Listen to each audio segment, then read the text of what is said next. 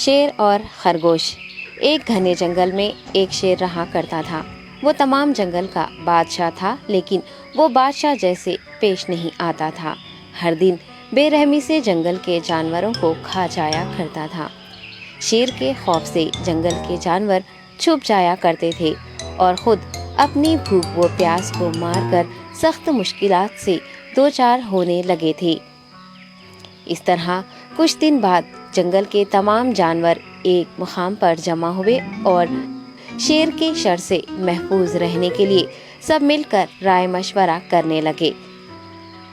سب نے اپنی اپنی بات رکھی اور آخر میں ایک گیدڑ نے کہا، میرا خیال ہے کہ ہم روز شیر کے ہاتھوں مرنے کے بجائے ہم خود ایک بار شیر کے پاس چلے جائیں۔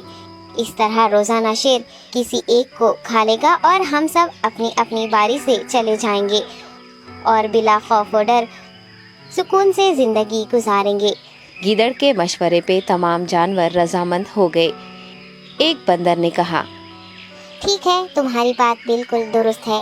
موت کا خوف کرنے کے بجائے اپنی باری آنے تک ہم اطمینان و سکون کی زندگی گزار سکیں گے۔ جانوروں کی بات چیت مکمل ہونے کے بعد خود گیدڑ نے شیر کے پاس جا کر یہ ساری بات بتائی۔ گیدڑ کی باتیں سننے کے بعد شیر نے کہا، میں بادشاہ ہوں، اس لیے تم سب کی بات مان رہا ہوں، لیکن ایک بات غور سے سن لو۔ اگر کسی دن مجھے جانور ملنے میں تاخیر ہو جائے تو میں خاموش نہیں بیٹھوں گا اور دوبارہ تم سب پر حملہ کرنا شروع کروں گا۔ شیر نے بڑے غصے سے یہ سب کہا۔ شیر کی باتیں سن کر گیدڑ نے سر ہلاتے ہوئے حامی بھر دی اور وہاں سے چلا گیا۔ اس دن کے بعد ایک ایک جانور بلا ناغہ اپنی اپنی باری کے مطابق شیر کے پاس جانے لگے اور شیر سکون سے اپنے پاس آنے والے جانوروں کو مار کر اپنی بھوک مٹانے لگا۔ یہ معاملہ ایسے ہی چل رہا تھا اور ایک دن شیر کے پاس جانے کی باری ایک خرگوش کی آئی۔ وہ خرگوش بہت ہی ہوشیار تھا۔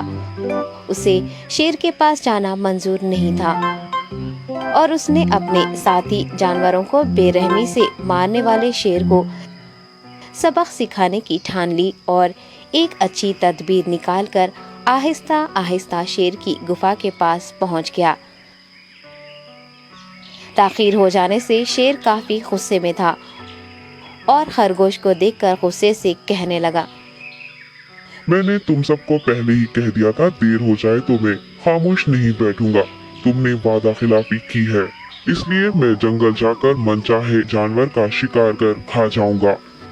تب خرگوش نے شیر سے کہا، معاف کر دیجیے بادشاہ سلامت، غلطی ہو گئی اور اس کا ایک واجب سبب ہے۔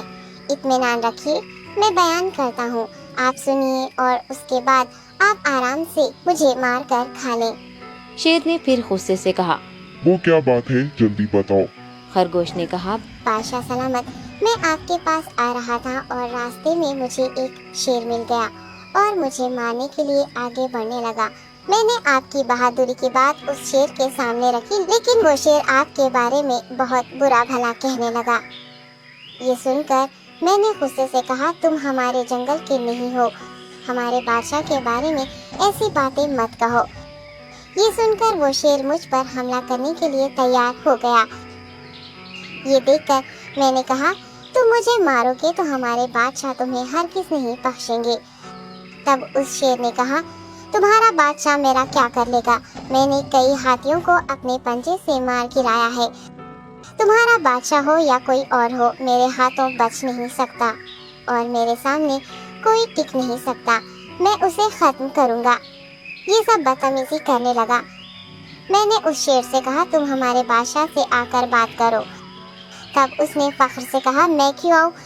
تمہارے بادشاہ میں دم ہے تو اسے ہی یہاں لے کر آؤ۔ یہ کہہ کر مجھے دبانے لگا۔ بادشاہ سلامت، اسی لیے آنے میں تاخیر ہو گئی۔ یہ سنتے ہی شیر غصے سے کہنے لگا، چلو ابھی چلتے ہیں، اسے ختم کر دوں گا۔ یہ سننے کے بعد خرگوش نے شیر کو جنگل کے درمیان موجود ایک کنویں کے پاس لے گیا۔ خرگوش نے کہا، بادشاہ اس کے اندر دیکھیے، وہ وہاں آپ کا بے صبری سے انتظار کر رہا ہے، آپ اسے اچھا سبق سکھائیے۔ شیر غصے سے فوراً کنویں میں جھانکنے لگا اور زور سے دہاڑنے لگا۔ تب دوسری جانب سے بھی دوسرا شیر دہاڑتا ہوا محسوس ہونے